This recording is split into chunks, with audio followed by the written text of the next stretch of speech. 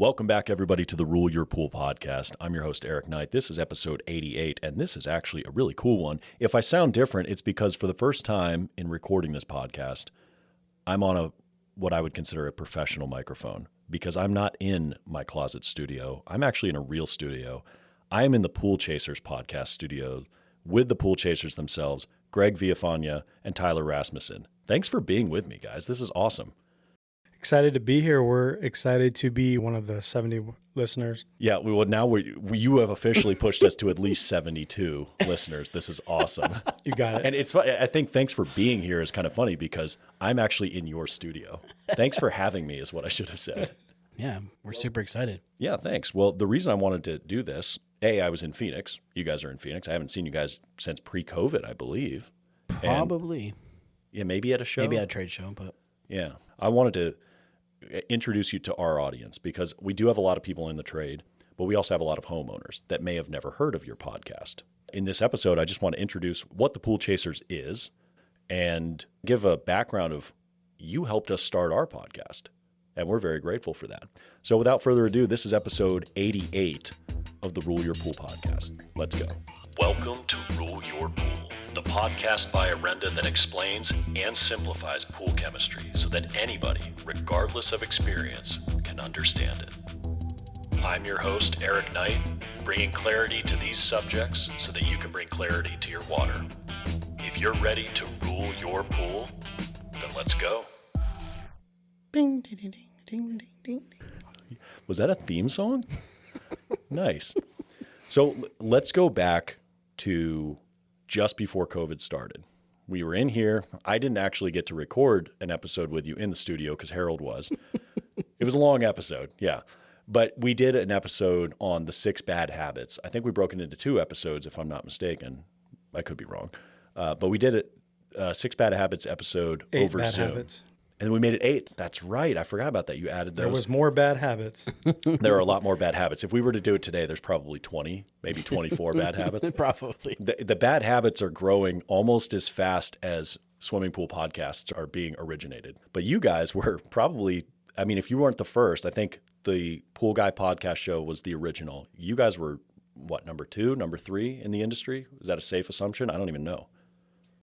To be honest, I'm not 100% positive on that. I thought that we had started ours first, and we always give respect to David because he was doing those YouTube videos since the beginning. We all owe a lot to him. That Brett Guru one, he was probably the original.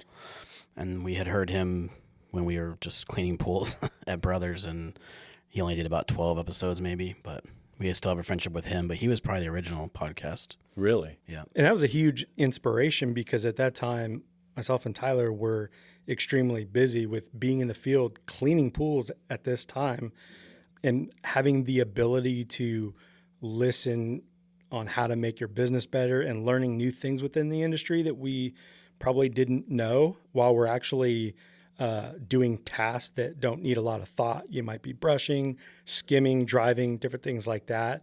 And listening to Brett's show back then is phenomenal. I'm sure there's an insane amount of people, at least 70, 72, doing the same thing to yours. Well, I don't know how many we're going to get to at the end of this episode, but we're really hoping to get to triple digits before the end of the year. That's our goal. And I'm just going to say it's a big joke because I know that there's probably 1 million people that listen to this show.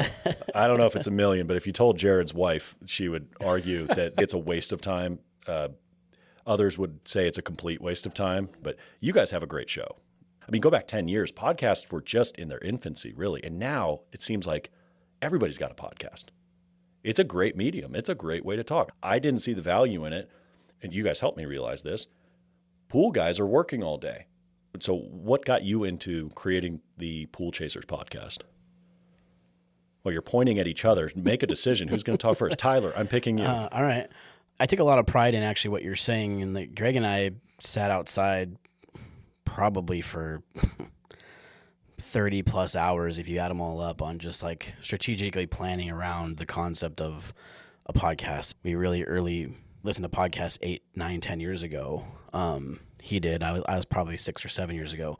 So, we figured that it was an avenue to get to listeners. But it wasn't even really about that part either. At that time, we really needed advice for ourselves and our own business, and that's what we loved about Brett's show. I think the concept of it was talking about things outside of pool cleaning or chemistry. It was actually kind of running your business.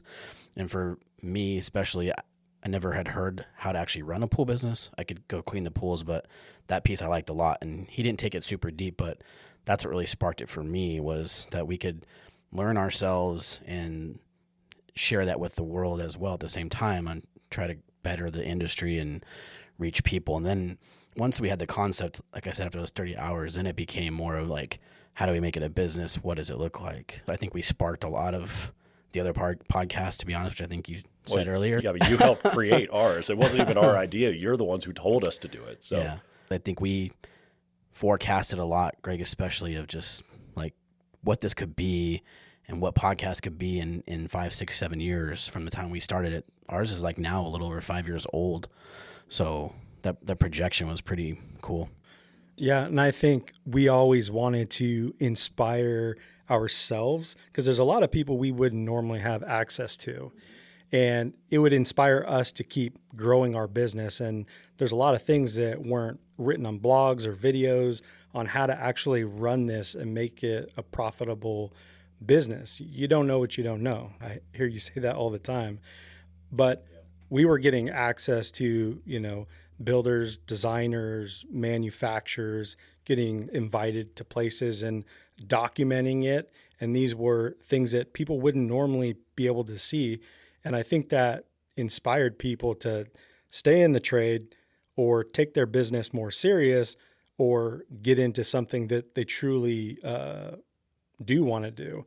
And I think that's really important for this business, because it is very difficult, whether you're in pool service, you're doing interior. I heard Drew say on another episode that I had no idea how difficult it was for this plaster crew to do what they're doing day in, day out.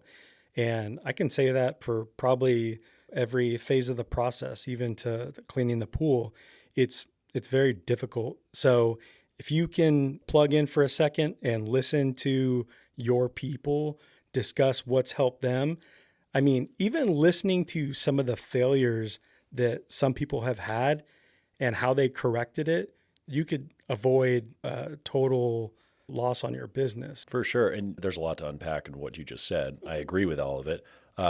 One thing is collective intelligence. If you can learn from somebody that you hear on a podcast that has already made that mistake that you're experiencing, or they've already conquered that problem, number one, now you know who to ask, because you just heard them on a podcast. It's not hard in an industry as small as ours to track somebody down. There is no 6 degrees of separation in this industry. A lot of people may think it's a really big industry. It is not. You guys know that better than anyone. It is not hard to get anybody on this podcast if you want them to. And I would say most people are happy to help.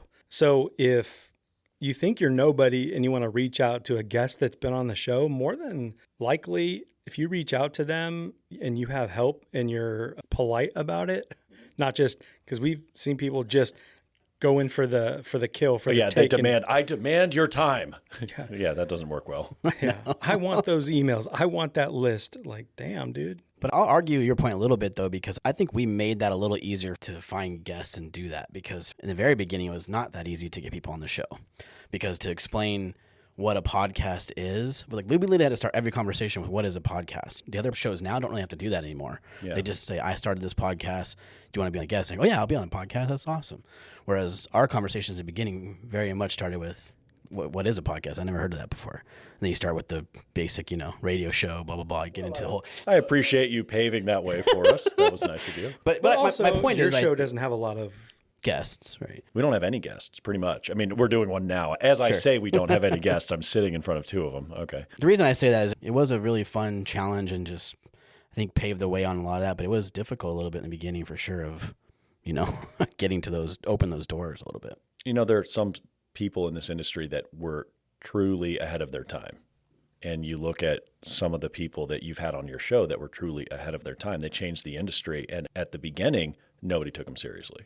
And I would argue you guys were ahead of your time, because when it first came out, I started listening to your podcast. I'm like, damn, I'm learning a lot about this industry. I've heard of that company. I didn't know any person behind that company, but I see that product on the shelf. It's very cool to hear the personalities behind the products. So kudos to you guys for bringing the humanity behind the industry and introducing them to the world. And that's a really cool thing. We are not doing that at all on the Rule Your Pool podcast. As you can tell, if you've listened to it, that's your thing. That's not our thing. What we try to do is we just try to add value in our way, which is just specific technical information. We don't really pitch products. We don't talk about it. We did in a few episodes, and I reluctantly, mainly because we just kept getting questions about it. But we get a lot of audience feedback. But we want to talk about actual issues. And where I think this stems from is when I was first coming into this industry, I was a sponge. I was reading all the books. I see you've got Bob Lowry's basic and intermediate training manuals. I read them cover to cover just to get the job. That was a requirement to work at Orenda. I had to know those books front and back. And I learned so much. And I would go to trade shows and I would take all the classes that I could because I didn't know anything. And a lot of what was taught, A, was not true, come to find out, because I still have the notes. And B, was product driven. It's like, oh, well, you want to know about scale. Okay, what you need to have is my sequestering agent. Well, they never explained the LSI. It was never even brought up. Well, okay, well, what caused the problem? You're telling me how to fix it, but is that really going to fix it? It really bugged me that I'm here trying to learn what the problem is. I never actually did. So what we want to do is we want to fill that vacuum. And I wanted to introduce you to our audience because I think if they want to dig deeper and learn more about this little industry of ours, that as small as it is, there's millions of pools out there. These are the people that drive the pools. I'm suggesting to you, listeners, all few dozen of you, you should try listening to the Pool Chasers podcast. Find out the personalities behind the products that you use. You might learn something. And I want to add that, let's see, hold on. How do I want to say this? In English, preferably. I want to encourage people, especially manufacturers, start their own podcast. I mean, that's why we approached you with this, because we knew that you did video and the brand was probably the best in the industry. It really is out of this world.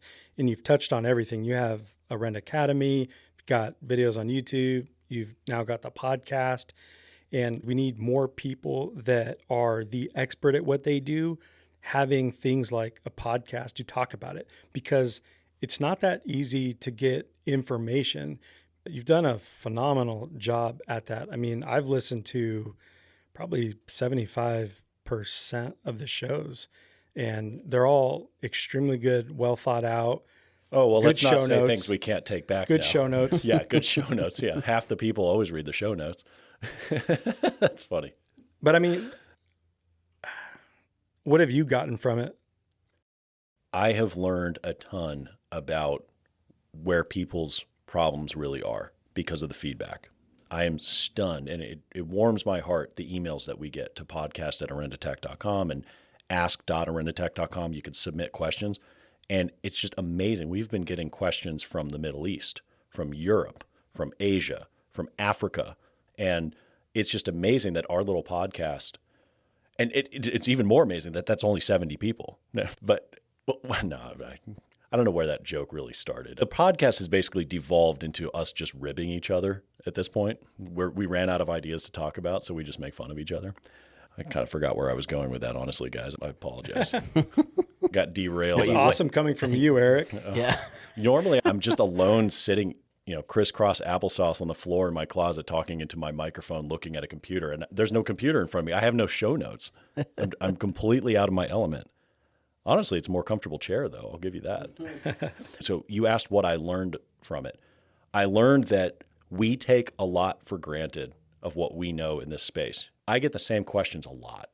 Like, generally speaking, it's the same set of 20 questions or so for the last 5 years. Now, we do get some outliers, and I like those outliers. But we get questions about flakes in a saltwater pool, crystals in a pool that was winterized, pool cover questions, algae, discoloration, stains, plaster problems. We get the same kind of questions. And you can kind of get dulled to the fact that this person's never encountered this before. They don't realize that I've encountered it 6 times today. And that's not an exaggeration. I get the same questions multiple times a day. What the podcast has taught me is cover the basics. Don't assume that people can fill in the gaps. Hell, I was just here for the Pentair training here in Arizona. That's why I'm here in town. And I asked the honest question, like, hey, be honest with yourselves, pool professionals. How many of you have a firm grasp of the LSI? And you could tell me what it is. 2 hands went up.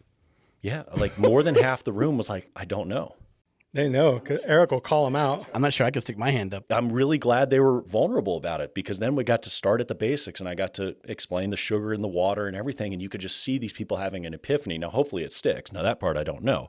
But if we just assume people understand the LSI because I talk about it every single day, like multiple times a day, I understand the LSI extremely well. But this person, this homeowner or this service tech who's new to the industry, they may have never come across that. And so what the podcast has taught me is it's worth spending some time just getting to the basics, just talking about things that may be even annoying to me because I talk about them so much, but I have to explain them at an elementary school level just to get them out there. And then, and this is what you taught me, Greg, once you have it published, you can just send them the episode. You don't have to keep repeating yourself. That changed the game for us. That's what this podcast has unlocked for us. So I hope that answers your question. Yeah, that's beautiful. One thing that is a little bit frustrating about your show is that you don't want to talk too much about the Orenda products. And I think the chemistry part of it is a no-brainer. You're going to talk about it because you know it really well. But I hope other people don't use that as the playbook, because me personally, I would love for you guys to talk about all of your products. That's what I want everybody to do. If you make pumps, filters, you make new automation, talk about that product, because if I type in Orenda, I'm really hoping that, you know, your products are going to pop up on how to, you know, what's the cause and effect of not dosing properly. And you guys do a really good job of talking about these things without being too salesy. But I do think talking about the product would be sweet. Well, I appreciate you saying that. And it is a fine line that we have to walk. I'm not going to pretend this isn't a marketing tool. It's like the best marketing tool we've ever done. Thanks again for telling us to do this. It's a great idea, Greg. But we find it very inauthentic to talk about ourselves the entire time. The whole point of the podcast is to add value to the listener. That's how I see it. When I was taking classes and it was a product pitch, it annoyed me. It really annoyed me. I didn't come out of there thinking, I understand this problem now. I'm confident in talking about it. All I know is I need to buy these 3 products from this manufacturer, but I still don't know what caused the problem. So I don't want to be that show, but I do understand there's a time and place for that, because I did a few episodes. But isn't that every company's responsibility? Well, on every platform though, do I have to do it on the podcast? I mean, we have blogs about it. We have, but I guess there's pages. Enough shows that'll come out that you can cover that as well, right? Sure. I do have an episode on each product and how to use it. We may go further in depth of like different scenarios and stuff, but all in moderation. A total of, I think, 6 episodes on products out of 88. I'm okay with that. Like, that's a decent ratio. So it just means I need to go another 88 before I can hit another 6 episodes. So you have some time to wait. Yeah. Because I think you did do something on PR 10,000, right? Right. How to use it. Because I thought that was extremely valuable, because you were talking about how people thought it was so expensive, but it is expensive if you're not dosing correctly. And this brought flashbacks of, you know, when we had technicians and they Why are you giggling, Tyler? Buying 5-gallon buckets and then being gone in a week, that kind of thing. Tell them, dude. I don't know what story you're talking about specifically. I just think, Well, just saying that we were wasting money. we just bought so much product and it just, We appreciate you.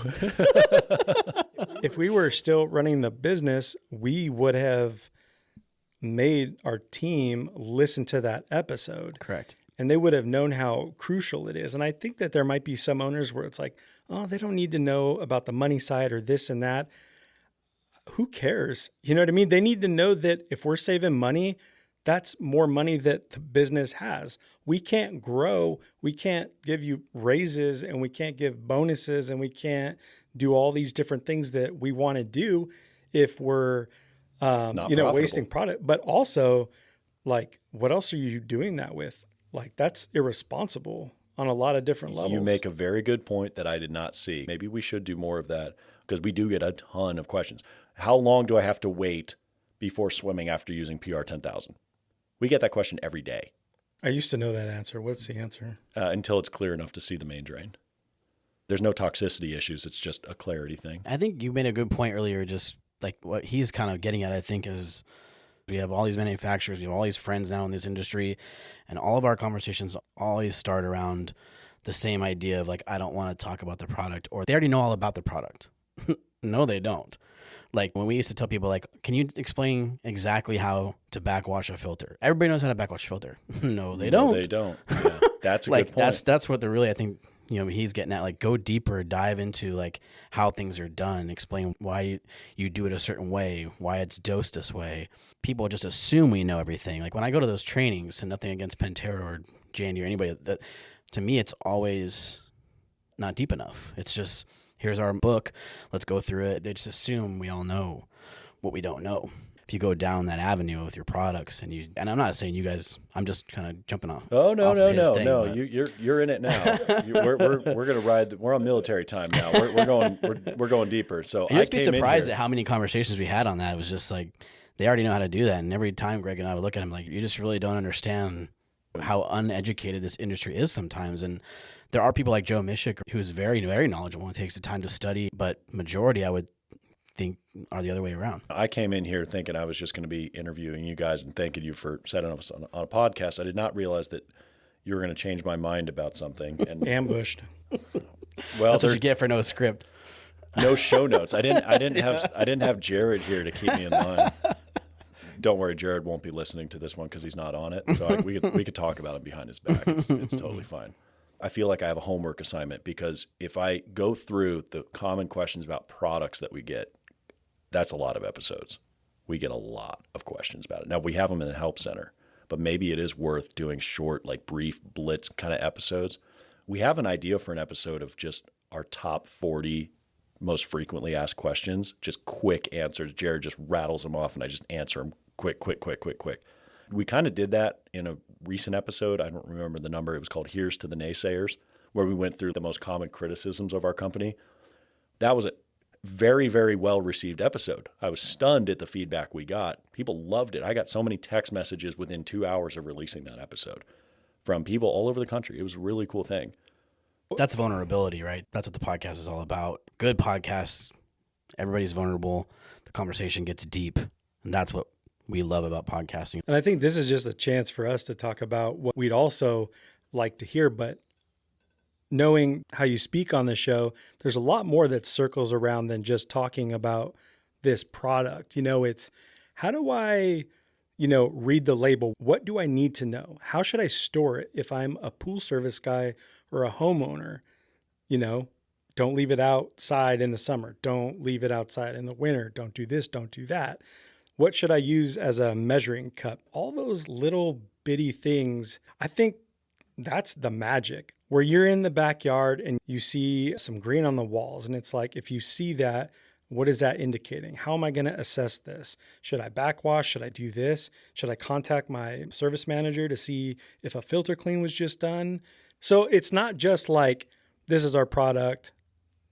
You got to measure the pool, find this out. It's taking all of those things and put them all together. Get Yeah. into the weeds. Because I swear to God, our technicians, if they feel like they're connected, like, oh man, like, is this guy in the backyard with me? And I think your audience is homeowners, right? They're even less knowledgeable than probably our audience. Oh, you don't know our That- homeowners. They've been listening to the Rule Book podcast, Tyler. And well, maybe the original 72 are knowledgeable, but extremely. as you've grown, Extremely. And I hope you're taking this the right way. I'm only saying that because something might have happened to where you feel like you can't talk more about the product, because I wish everybody would do that. If you want to be treated differently, you have to act differently. How many classes have you been in that were sales pitches? All of a them. lot. A lot. Did you walk out of there thinking, wow, I took something out of this class that's going to change how I do business? That's what I want everybody walking out of an Orenda class feeling every time. And if I talk about products, that's lost because it's a sales pitch. Now, I understand the value of doing it on a podcast by having those episodes so that we have that content. As I told the audience when we were doing the product ones, just please bear with me. We don't want to do it, but we got to get it out so that we have this. But you've renewed my – actually, I never had it to begin with. You've given me a reason to actually take a more serious look at that, because you make a good point. No, they don't. They don't understand what we know. I look at PR 10,000 and SC 1000 and CV 600. I know exactly what these products are. I know exactly how they're going to react in a given situation because I deal with them all the time. And how many backyards have you been in? It's not like it's your first Hundreds. rodeo. It's not like you sit behind a desk all day. Like you were just at a pool here in Scottsdale. That's why I'm still sweaty and smelly. I still have SC 1000 on my hands. I'm fairly certain. We were just doing a startup. I love being in the field, man. I got to tell you, this summer I was so busy with the app that I didn't actually get to get out in the field very often, and I missed it. I love getting out in the field. Teaching classes is great, but actually getting your hands dirty and getting in the backyard, even netting somebody's pool while they're testing water and whatever else, it's just revitalizing for me. I need to walk those miles in the shoes, which brings me up to like what we were talking about with plastering.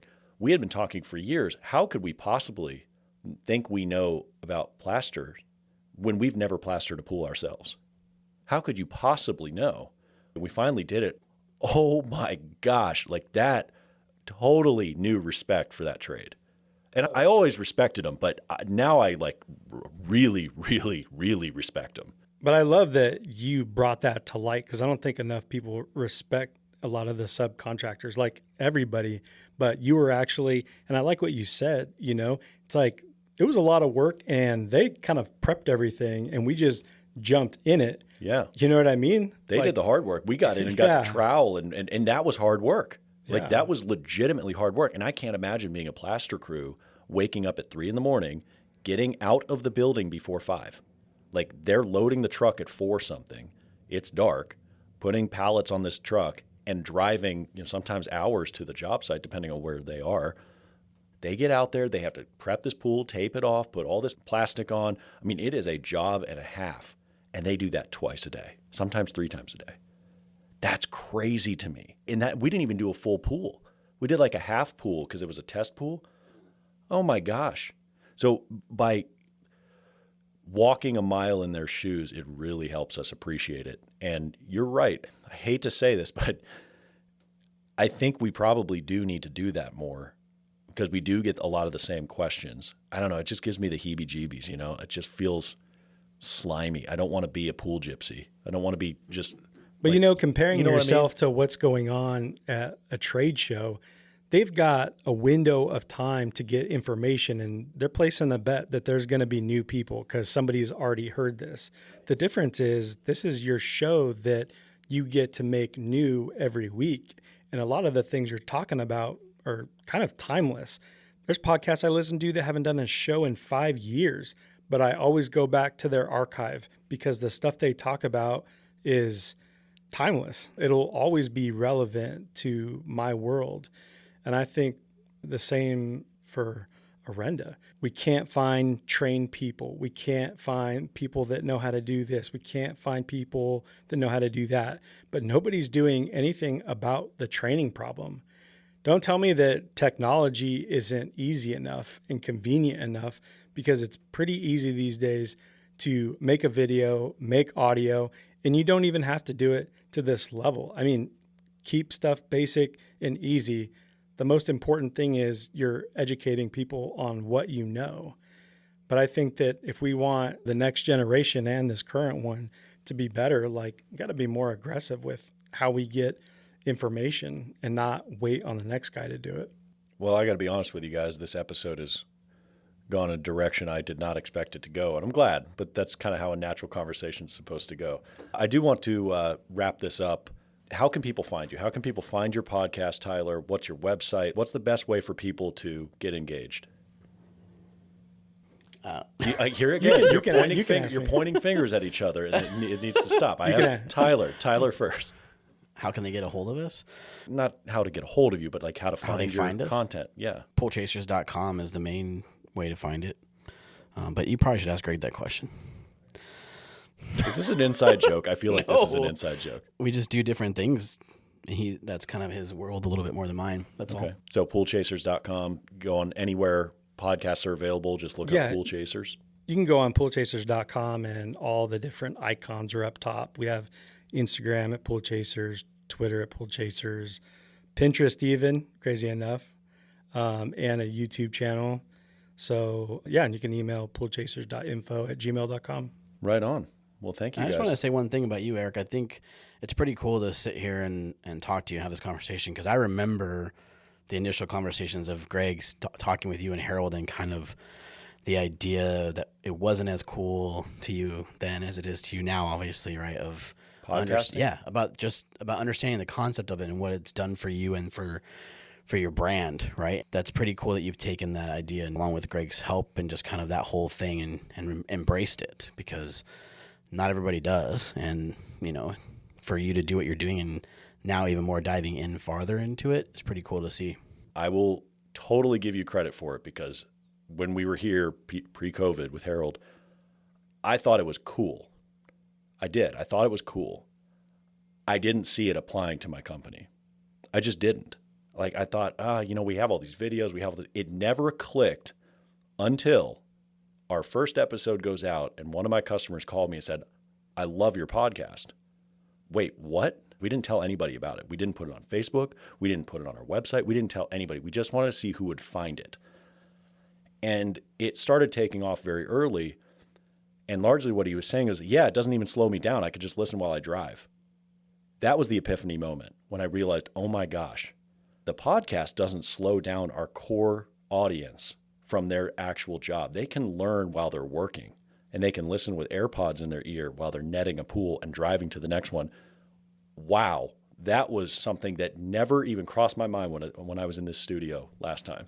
You didn't have to do it. You know what I mean? There's so many people talk about they should do a podcast and they don't do it because we know how much work really does go into it. Oh, yeah. You can have a very minimal setup, but if you want it to be good and you want it to be well laid out and you really want to do your due diligence in getting that information across, it's a lot of work. And you've done a lot of episodes, and I'm super proud that you guys have done it for this long, because we need more people doing it. It puts a voice to the brand and the product.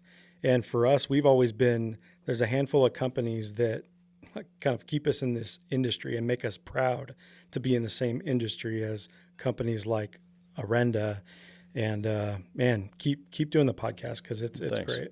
Yeah, well, ROI wise, I mean, it's a few hours of editing for sure, and processing and getting it published and transcribing and all that stuff. Like, it's work, but the return is so worth it when you get that email from a new listener, especially an international one. That's so cool. But a homeowner, the fact that somebody takes time out of their day, like, when's the last time you did that? I can't even think of the last time something did that to me, but somebody taking the time out of their day to write something. A phone call is good, but when you get a long email or a direct message or something like that, respect, because that means that moved somebody big time.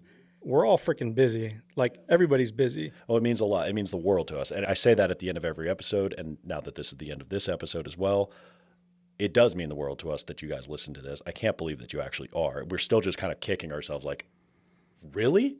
You're listening about pool chemistry, but you're right. Like, there are people who want to learn more about this, and there is a void. It's just not a lot of information. So Tyler and Greg of the Pool Chasers, thank you for having me in your studio. And hopefully I'll be on your podcast here soon too. So thanks for having me. Thanks, Eric. Thank you. Thank you all for listening. Take care. Thank you for listening to Rule Your Pool, a podcast by Orenda Technologies. For more information on what we discussed in this week's episode, check the links in the description or visit www.orendatech.com. I hope you find this show valuable enough that you tap that subscribe button and share it with your friends. You can also like us on Facebook and social media. And with our help, you'll be able to rule your pool without over-treating it with chemicals and wasting money. I'll see you next episode.